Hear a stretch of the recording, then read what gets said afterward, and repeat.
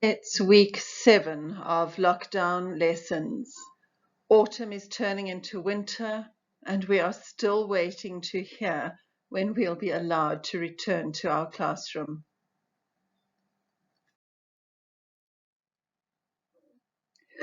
It's good to be with you, grade 11s, even if it is only online. Remember that you can contact me on any of these platforms.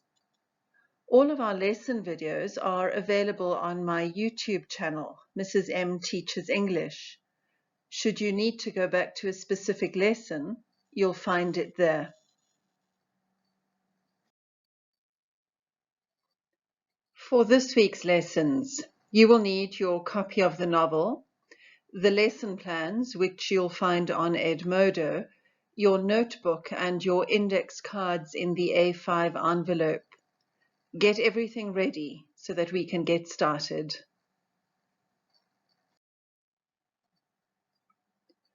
In the 4 lessons this week, we'll spend today going over all those answers to the questions on Chapter 7.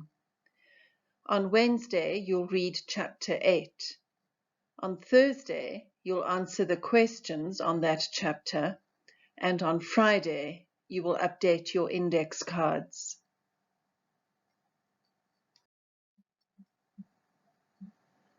The first lesson of the week does not need the video clip.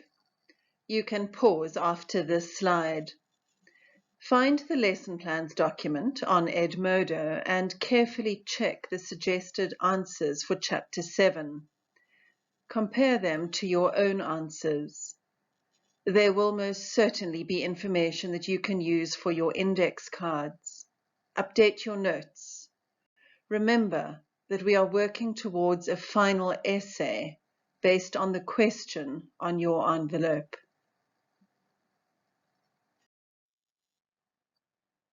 For the rest of the week, we'll focus on the second last chapter of the novel, Chapter 8.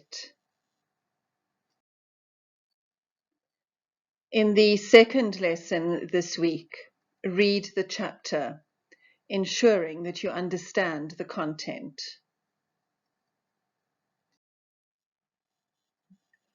Look up any words in the chapter that you do not understand, including these words that you see on the screen.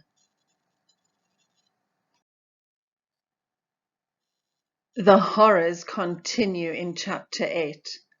The body count increases until, as Nick Carraway says, the Holocaust is complete. It is a tragedy of epic proportions. The next slide is the audio of Chapter 8. I advise you to listen to the reading as you follow in your novel. The reading takes just under half an hour. Chapter 8. I couldn't sleep all night. A foghorn was groaning incessantly on the sound, and I tossed half-sick between grotesque reality and savage, frightening dreams. Toward dawn, I heard a taxi go up Gatsby's drive, and immediately I jumped out of bed and began to dress. I felt that I had something to tell him, something to warn him about, and morning would be too late. Crossing his lawn, I saw that his front door was still open, and he was leaning against a table in the hall, heavy with dejection or sleep. "Nothing happened," he said wanly. I waited, and about 4 o'clock she came to the window and stood there for a minute and then turned out the light. His house had never seemed so enormous to me as it did that night when we hunted through the great rooms for cigarettes. We pushed aside curtains that were like pavilions and felt over innumerable feet of dark wall for electric light switches. Once I tumbled with a sort of splash upon the keys of a ghostly piano. There was an inexplicable amount of dust everywhere, and the rooms were musty as though they hadn't been aired for many days. I found the humidor on an unfamiliar table with 2 stale, dry cigarettes inside. Throwing open the French windows of the drawing room, we sat smoking out into the darkness. "You ought to go away," I said. "It's pretty certain they'll trace your car." "Go away now, old sport?" "Go to Atlantic City for a week, or up to Montreal." He wouldn't consider it. He couldn't possibly leave Daisy until he knew what she was going to do. He was clutching at some last hope, and I couldn't bear to shake him free. It was this night that he told me the strange story of his youth with Dan Cody. Told it to me because Jay Gatsby had broken up like glass against Tom's hard malice, and the long secret extravaganza was played out. I think that he would have acknowledged anything now, without reserve, but he wanted to talk about Daisy. She was the first nice girl he had ever known. In various unrevealed capacities, he had come in contact with such people, but always with indiscernible barbed wire between. He found her excitingly desirable. He went to her house at first with other officers from Camp Taylor, then alone. It amazed him. He had never been in such a beautiful house before. But what gave it an air of breathless intensity was that Daisy lived there. It was as casual a thing to her as his tent out at camp was to him. There was a right mystery about it, a hint of bedrooms upstairs more beautiful and cool than other bedrooms, of gay and radiant activities taking place through its corridors, and of romances that were not musty and laid away already in lavender, but of fresh and breathing, redolent of this year's shining motor cars and of dances whose flowers were scarcely withered. It excited him, too, that many men had already loved Daisy. It increased her value in his eyes. He felt their presence all about the house, pervading the air with the shades and echoes of still vibrant emotions. But he knew that he was in Daisy's house by a colossal accident. However glorious might be his future as Jay Gatsby, he was at present a penniless young man without a past, and at any moment the invisible cloak of his uniform might slip from his shoulders. So he made the most of his time. He took what he could get, ravenously and unscrupulously. Eventually, he took Daisy, one still October night. Took her because he had no real right to touch her hand. He might have despised himself, for he had certainly taken her under false pretenses. I don't mean that he had traded on his phantom millions, but he had deliberately given Daisy a sense of security. He let her believe that he was a person from much the same stratum as herself, that he was fully able to take care of her. As a matter of fact, he had no such facilities. He had no comfortable family standing behind him, and he was liable at the whim of an impersonal government to be blown anywhere about the world. But he didn't despise himself, and it didn't turn out as he had imagined. He had intended, probably, to take what he could and go, but now he found that he had committed himself to the following of a grail. He knew that Daisy was extraordinary, but he didn't realize just how extraordinary a nice girl could be. She vanished into her rich house, into her rich, full life, leaving Gatsby. Nothing. He felt married to her, that was all. When they met again 2 days later, it was Gatsby who was breathless, who was, somehow, betrayed. Her porch was bright with the bought luxury of starshine. The wicker of the settee squeaked fashionably as she turned toward him, and he kissed her curious and lovely mouth.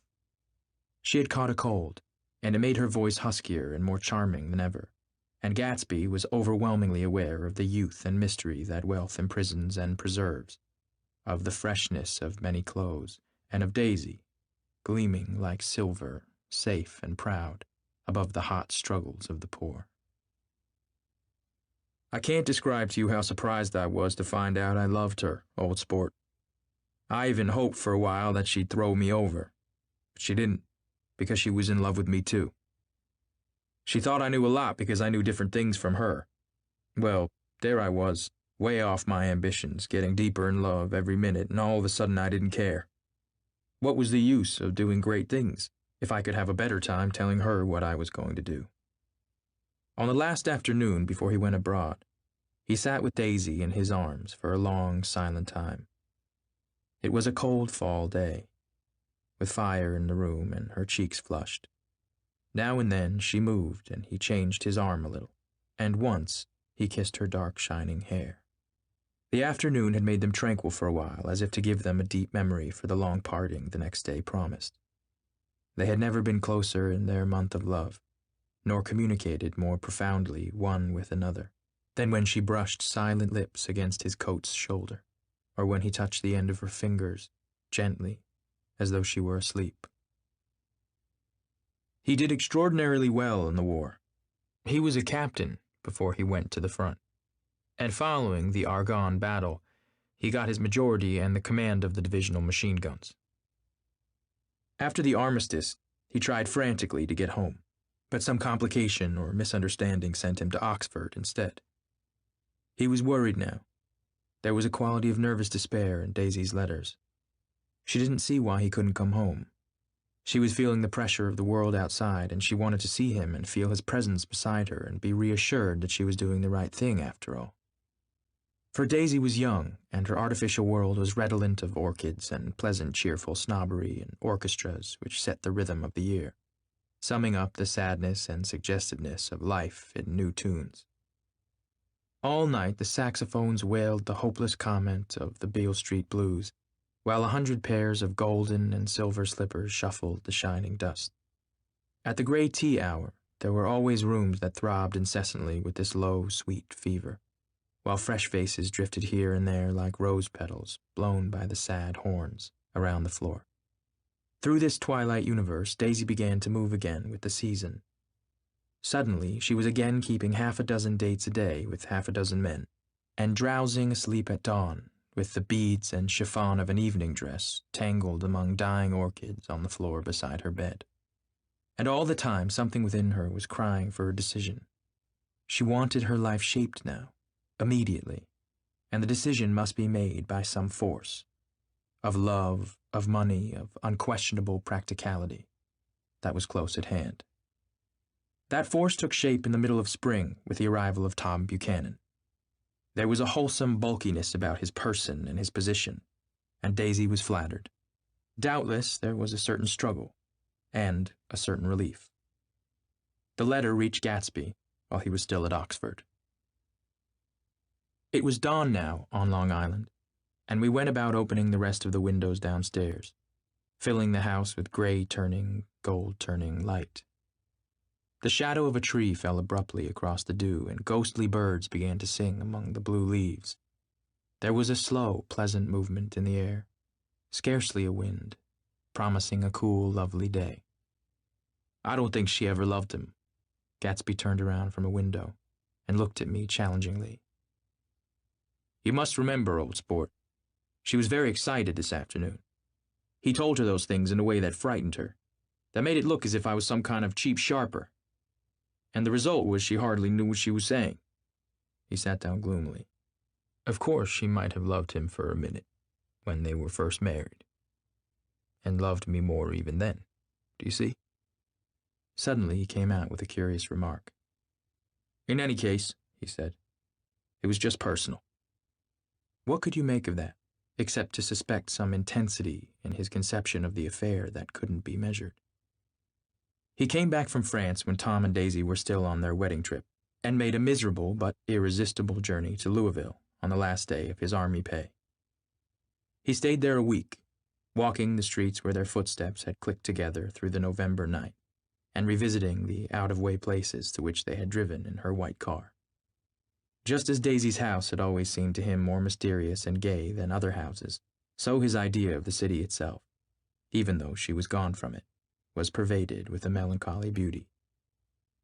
He left, feeling that if he had searched harder, he might have found her, that he was leaving her behind. The day coach, he was penniless now, was hot. He went out to the open vestibule and sat down on a folding chair, and the station slid away, and the backs of unfamiliar buildings moved by. Then out into the spring fields, where a yellow trolley raced them for a minute with the people in it, who might once have seen the pale magic of her face along the casual street. The track curved, and now it was going away from the sun, which, as it sank lower, seemed to spread itself in benediction over the vanishing city where she had drawn her breath. He stretched out his hand desperately, as if to snatch only a wisp of air, to save a fragment of the spot that she had made lovely for him. But it was all going by too fast now for his blurred eyes, and he knew that he had lost that part of it, the freshest and the best, forever. It was 9 o'clock when we finished breakfast and went out on the porch. The night had made a sharp difference in the weather, and there was an autumn flavor in the air. The gardener, the last one of Gatsby's former servants, came to the foot of the steps. I'm going to drain the pool today, Mr. Gatsby. Leaves will start falling pretty soon, and then there's always trouble with the pipes. Don't do it today, Gatsby answered. He turned to me apologetically. You know, old sport, I've never used that pool all summer. I looked at my watch and stood up. 12 minutes to my train. I didn't want to go to the city. I wasn't worth a decent stroke of work, but it was more than that. I didn't want to leave Gatsby. I missed that train, and then another, before I could get myself away. I'll call you up, I said finally. Do, old sport. I'll call you about noon. We walked slowly down the steps. I suppose Daisy'll call, too. He looked at me anxiously, as if he hoped I'd corroborate this. I suppose so. Well, goodbye. We shook hands and I started away. Just before I reached the hedge, I remembered something and turned around.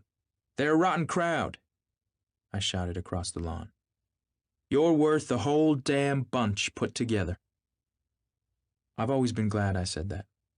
It was the only compliment I ever gave him, because I disapproved of him from beginning to end. First, he nodded politely, and then his face broke into that radiant and understanding smile, as if we'd been in ecstatic cahoots on that fact all the time.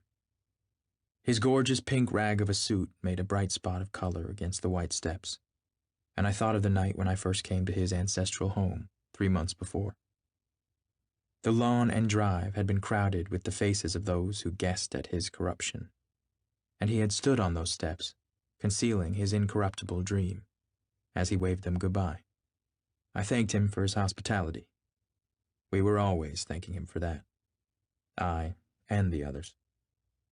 Goodbye, I called. I enjoyed breakfast, Gatsby.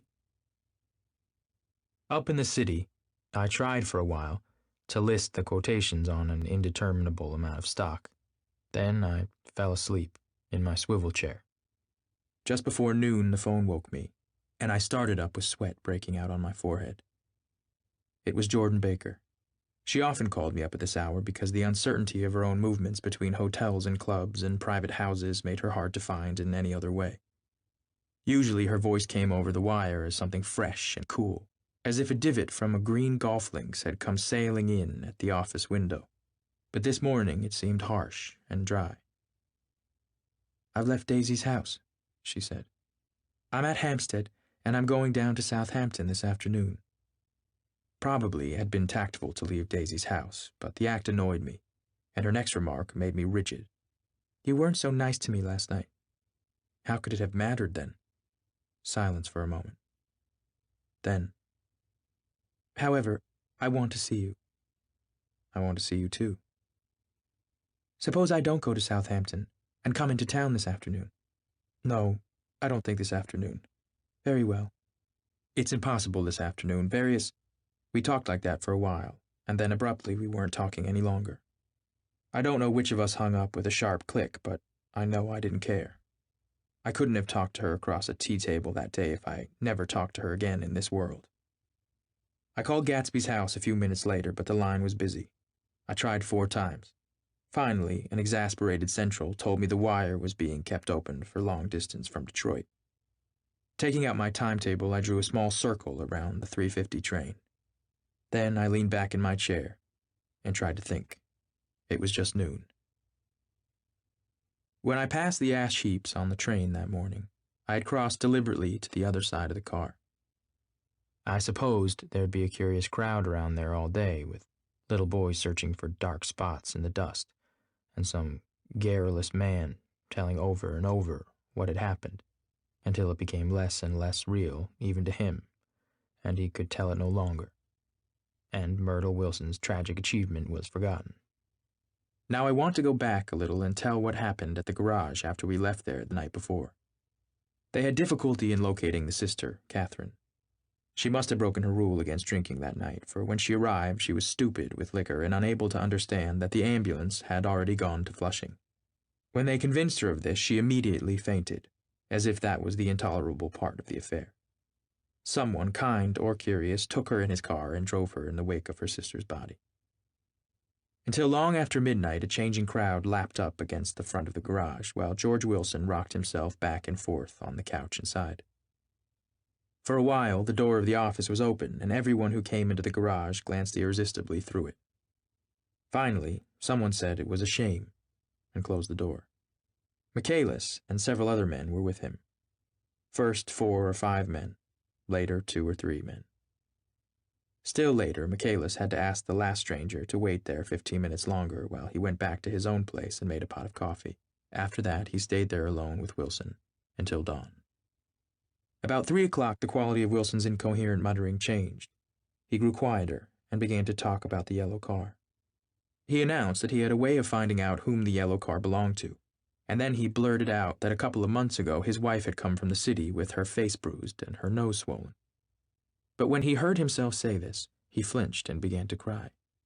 "Oh, my God," again, in his groaning voice. Michaelis made a clumsy attempt to distract him. "How long have you been married, George? Come on there, try and sit still a minute and answer my question. How long have you been married?"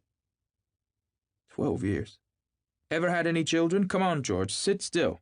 I asked you a question. Did you ever have any children?" The hard brown beetles kept thudding against the dull light, and whenever Michaelis heard a car go tearing along the road outside, it sounded to him like the car that hadn't stopped a few hours before. He didn't like to go into the garage, because the workbench was stained where the body had been lying, so he moved uncomfortably around the office. He knew every object on it before morning, and from time to time sat down beside Wilson, trying to keep him more quiet. "Have you got a church you go to sometimes, George? Maybe even if you haven't been there for a long time, maybe I could call up the church and get a priest to come over and he could talk to you, see?" "Don't belong to any." "You ought to have a church, George, for times like this. You must have gone to church once. Didn't you get married in a church? Listen, George, listen to me. Didn't you get married in a church?" That was a long time ago. The effort of answering broke the rhythm of his rocking. For a moment, he was silent. Then the same half-knowing, half-bewildered look came back into his faded eyes. "Look in the drawer there," he said, pointing at the desk. "Which drawer?" "That drawer. That one." Michaelis opened the drawer nearest his hand. There was nothing in it but a small, expensive dog leash made of leather and braided silver. It was apparently new. "This?" he inquired, holding it up. Wilson stared and nodded. "I found it yesterday afternoon. She tried to tell me about it, but I knew it was something funny." "You mean your wife bought it?" "She had it wrapped in tissue paper on her bureau." Michaelis didn't see anything odd in that, and it gave Wilson a dozen reasons why his wife might have bought the dog leash. But conceivably, Wilson had heard some of these same explanations before, from Myrtle, because he began saying, "Oh my God," again in a whisper. His comforter left several explanations in the air. "Then he killed her," said Wilson. His mouth dropped open suddenly. "Who did?" "I have a way of finding out." "You're morbid, George," said his friend. "This has been a strain to you, and you don't know what you're saying. You better try and sit quiet till morning." "He murdered her." "It was an accident, George." Wilson shook his head. His eyes narrowed and his mouth widened slightly with the ghost of a superior, "I know," he said definitely. "I'm one of these trusting fellas, and I don't think any harm to nobody. But when I get to know a thing, I know it. It was the man in that car. She ran out to speak to him, and he wouldn't stop." Michaelis had seen this too, but it hadn't occurred to him that there was any special significance in it. He believed that Mrs. Wilson had been running away from her husband rather than trying to stop any particular car. "How could she have been like that?" "She's a deep one," said Wilson, as if that answered the question. He began to rock again, and Michaelis stood twisting the leash in his hand. "Maybe you got some friend that I could telephone for, George." This was a forlorn hope. He was almost sure that Wilson had no friend. There was not enough of him for his wife. He was glad a little later when he noticed a change in the room, a blue quickening by the window, and realized that dawn wasn't far off. About 5 o'clock, it was blue enough outside to snap off the light. Wilson's glazed eyes turned out to the ash heaps. where small gray clouds took on fantastic shapes and scurried here and there in the faint dawn wind. "I spoke to her," he muttered, after a long silence. "I told her she might fool me, but she couldn't fool God. I took her to the window." With an effort, he got up and walked to the rear window and leaned with his face pressed against it. "And I said, God knows what you've been doing. Everything you've been doing. You may fool me, but you can't fool God." Standing behind him, Michaelis saw with a shock that he was looking at the eyes of Dr. T.J. Eckelberg, which had just emerged, pale and enormous, from the dissolving night. "God sees everything," repeated Wilson. "That's an advertisement," Michaelis assured him. Something made him turn away from the window and look back into the room. But Wilson stood there a long time, his face close to the window pane, nodding into the twilight. By 6 o'clock, Michaelis was worn out and grateful for the sound of a car stopping outside. It was one of the watchers of the night before who had promised to come back, so he cooked breakfast for 3, which he and the other men ate together. Wilson was quieter now, and Michaelis went home to sleep. When he awoke 4 hours later and hurried back to the garage, Wilson was gone. His movements, he was on foot all the time, were afterward traced to Port Roosevelt and then to Gad's Hill, where he bought a sandwich that he didn't eat and a cup of coffee. He must have been tired and walking slowly, for he didn't reach Gad's Hill until noon. Thus far, there was no difficulty in accounting for his time. There were boys who had seen a man acting sort of crazy, and motorists at whom he stared oddly from the side of the road. Then, for 3 hours, he disappeared from view. The police, on the strength of what he had said to Michaelis, that he had a way of finding out, supposed that he spent that time going from garage to garage thereabout, inquiring for a yellow car. On the other hand, no garage man who had ever seen him ever came forward, and perhaps he had an easier, surer way of finding out what he wanted to know. By 2:30, he was in West Egg, where he asked someone the way to Gatsby's house. So by that time, he knew Gatsby's name. At 2 o'clock, Gatsby put on his bathing suit and left word with the butler that if anyone phoned, word was to be brought to him at the pool. He stopped at the garage for a pneumatic mattress that had amused his guests during the summer, and the chauffeur helped him pump it up. Then he gave instructions that the open car wasn't to be taken out under any circumstances. And this was strange, because the front right fender needed repair. Gatsby shouldered the mattress and started for the pool. Once, he stopped and shifted it a little, and the chauffeur asked him if he needed help, but he shook his head and in a moment disappeared among the yellowing trees.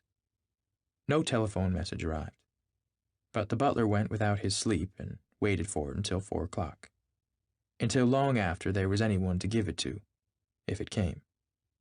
I have an idea that Gatsby himself didn't believe it would come, and perhaps he no longer cared. If that was true, he must have felt that he had lost the old warm world, paid a high price for living too long with a single dream.